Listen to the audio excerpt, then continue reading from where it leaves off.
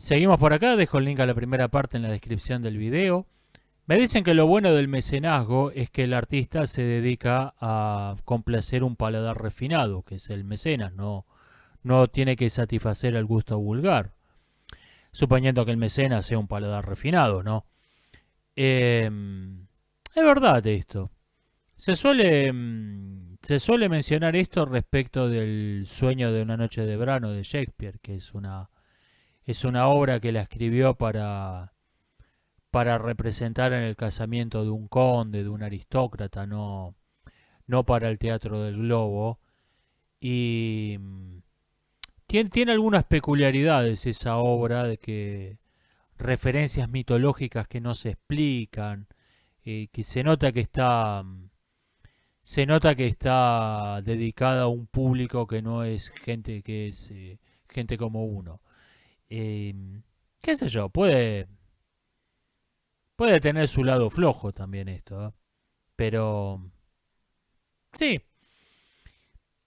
Am, Me preguntan qué pienso de un atleta trans que dice, llamado atleta trans, que dice que está de acuerdo con que ellos deberían competir en la categoría de hombres. Wow, cuando un psicótico es la voz de la razón, es el que dice el comentario más razonable que he escuchado sobre este tema, es grave. Me preguntan qué pienso de un par de medidas políticas, en realidad, de hecho, de actualidad. Mira, no le voy a responder a ninguna de estas preguntas en particular, pero voy a hacer un comentario sobre algo que me parece que es la cuestión de fondo en este asunto. Vamos a poner un ejemplo imaginario. Hay un gobierno que dice que quiere envenenar los depósitos de agua.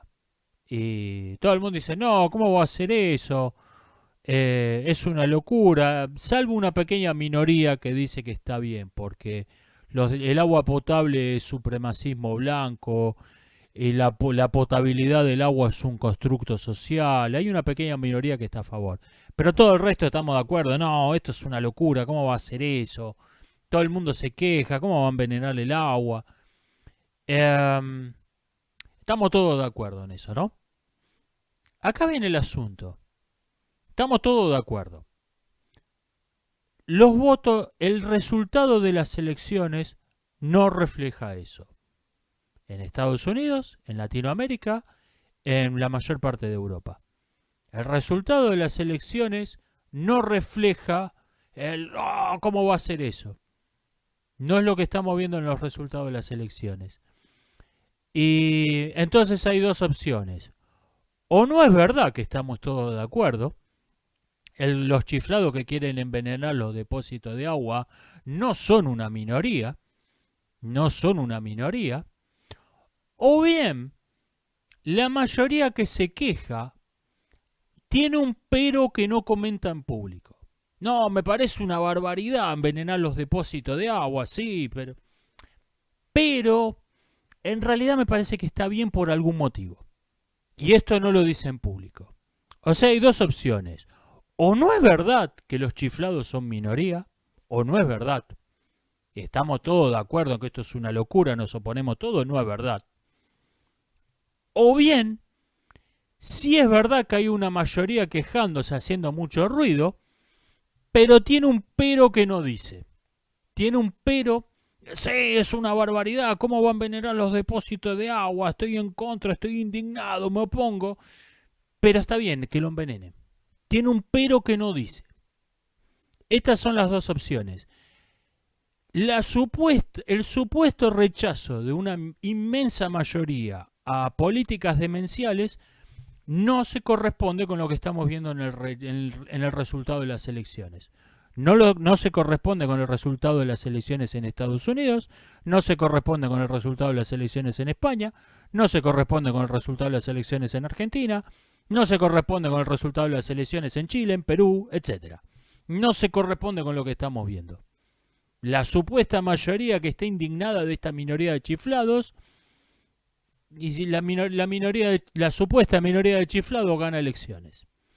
O sea, hay algo que no cierra ahí. O no es verdad que esos tipos son minoría, o la mayoría protesta pero sin embargo, pero tiene un pero que lo lleva a que su protesta sea totalmente inútil y en realidad apoya a la minoría de chiflados. Esas son las únicas opciones que se me ocurren. Me preguntan qué es un crimen de guerra. Vea, es un tema complicado. En el homicidio, la violación, el robo, tenemos a los filósofos del derecho que se están peleando hace siglos acerca del fundamento de la pena, pero no respecto del hecho en sí. Nadie defiende, no, en realidad matar gente está bien, no. Toda la discusión entre los filósofos del derecho se reduce, quise decir, al asunto del fundamento de la pena. En el caso del crimen de guerra, en cambio, la figura en sí es problemática. ¿Por qué? Porque tenemos por un lado la definición de la guerra de Hobbes, que es la que a mí me gusta, la que a mí me parece la más razonable. Iba a decir la que me gusta más, es un término bastante inapropiado para el tema. La que me parece más razonable, la de Hobbes. Una guerra son dos grupos de hombres que no reconocen una ley en común. No se remiten una ley en común para resolver sus asuntos. No tienen una ley en común que puedan invocar. Eso es el estado de guerra. Ahora bien, si la guerra es por definición dos grupos de hombres que no reconocen una ley en común, ¿cómo puede haber un crimen de guerra si el crimen es la transgresión de una ley? ¿Cómo pueden transgredir una ley dos grupos de hombres que no reconocen una ley en común? Yo creo que la solución a esta aparente paradoja hay que ir a buscarla en la distinción entre la guerra salvaje y la guerra civilizada de von Clausewitz. Von Clausewitz decía que la guerra civilizada nunca es una guerra total. La guerra salvaje es una guerra total. Cuando pelean dos tribus salvajes, pelean, no hay distinción, no solo no hay distinción de combatientes y no combatientes, sino que pelea el territorio, pelean los dioses, pelea el clima, pelea la geografía. La guerra se considera total. El vencedor no se queda con los cultivos del vencido, sino que los prende fuego porque esos cultivos habían sido hechos bajo la protección del dios de la otra tribu, dios que ha sido destruido, ha dejado de existir, se destruyen las estatuas de los dioses. Esa es la guerra salvaje, la guerra se mata a toda la población. La guerra salvaje es una guerra total. La guerra civilizada siempre está limitada a lograr un objetivo. La guerra civilizada nunca es total. Se deja de reconocer un tipo de leyes, porque para resolver un conflicto no hay ninguna, en particular, no hay ninguna ley en común a la que remitirse. La guerra civilizada siempre está limitada. La guerra civilizada no es total. Entonces, cuando alguien se pasó de rosca, hizo algo que no estaba entre las reglas del juego, matar gente está entre las reglas del juego. Matar gente está entre las reglas del juego. Pero cuando alguien hizo algo que, no, esto no está entre las reglas del juego. Por ejemplo, canibalizó al enemigo, mató a los prisioneros y se los comió. No, este tipo es un criminal. No me venga con que estábamos en guerra. Esto no es aceptable. Yo creo que esa es la clave. En la distinción que hace von Clausewitz entre la guerra civilizada y la guerra salvaje, es que se puede fundamentar el concepto del crimen de guerra. El crimen de guerra existe, no entre los salvajes no hay crímenes de guerra. Entre las personas civilizadas, el crimen de guerra existe porque entre los hombres civilizados la guerra nunca es total. Entonces, incluso entre quienes dejan de reconocer una ley positiva en común, sigue habiendo unas leyes tácitas, unas leyes que, como decía Sófocles, no son de aquí ni de allá, ni está en tu poder cambiarlas. Esas leyes siguen vigentes. Y al que comete un crimen contra esas leyes tiene que ser juzgado. Yo creo que este es el fundamento del crimen de guerra. Que desde luego este es el fundamento filosófico. Después hay que redactar códigos, tratados, convenciones, ¿no? Pero creo que el fundamento filosófico hay que buscarlo ahí. Me piden que recomiende algún buen canal de divulgación científica que no sea cientificista. Veritasium en español no está nada mal. Es el mismo canal que Veritasium en inglés, que tiene el doblaje en castellano. Ese me parece que está muy bien como puerta de entrada, y ahí fíjese que le recomienda YouTube. Forma parte de lo que alguien llamó la ciencia pop. Por ahí tiene el defecto de enfocarse mucho en lo pintoresco, en lo llamativo, porque es lo que te trae visitas. Pero me parece que está bastante bien ese. Ese es mi canal favorito.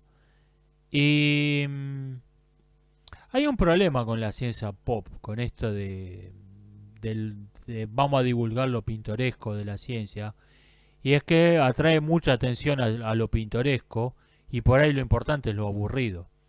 Tenés 800.000 millones de videos hablando del experimento de la doble rendija y de la hipótesis del multiverso, y no tenés nadie hablando de las teorías neo-newtonianas o teorías Montt, porque tienen un grave defecto, son aburridas.